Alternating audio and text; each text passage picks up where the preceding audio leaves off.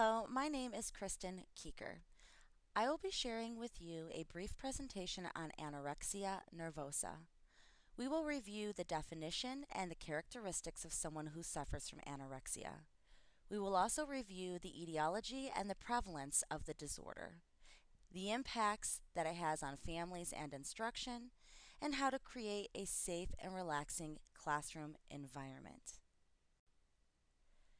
Anorexia nervosa is an eating disorder caused by an obsessive desire to have an abnormally low body weight. The characteristics are behavioral and emotional, cognitive, and physical.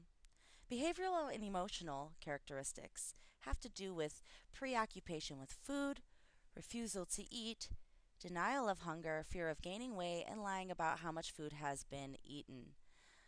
Lack of a mood or emotion, social withdrawal, irritability, and reduced interest in sex. The cognitive characteristics.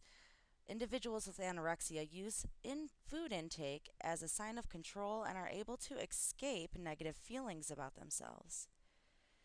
The physical characteristics have to do with extreme weight loss, thin appearance, abnormal blood counts, fatigue, soft downy hair covering the body, absence of menstruation, constipation, dry or yellowish skin, and it goes on and on.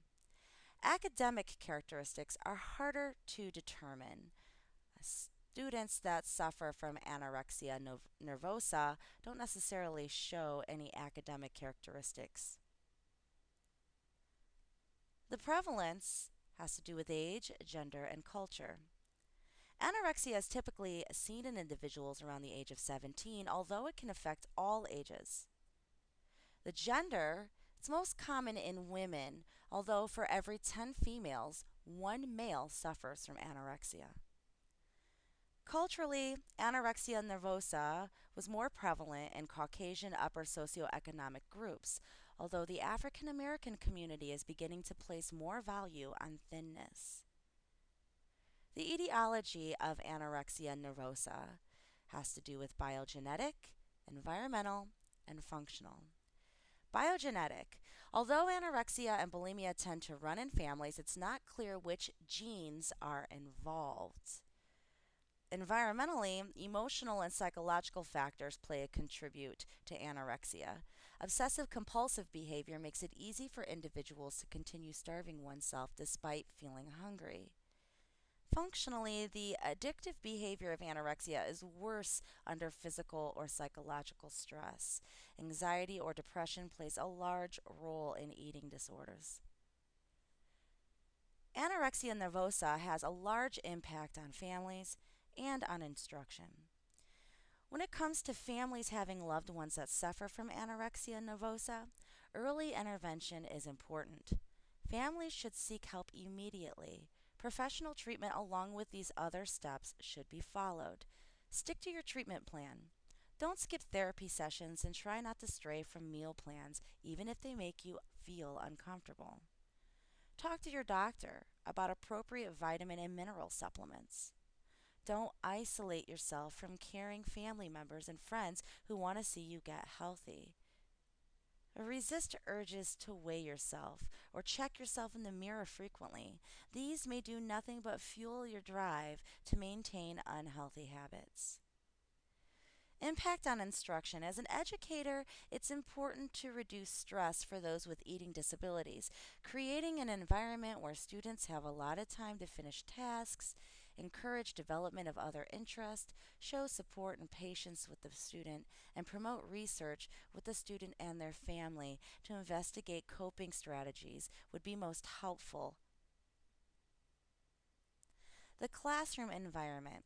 It is very important that the classroom environment is comfortable and relaxing for students who suffer from anorexia nervosa.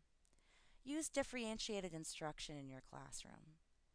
Maybe use special classroom seating arrangements. Students that have anorexia nervosa usually have another disorder like obsessive compulsive disorder or anxiety or depression.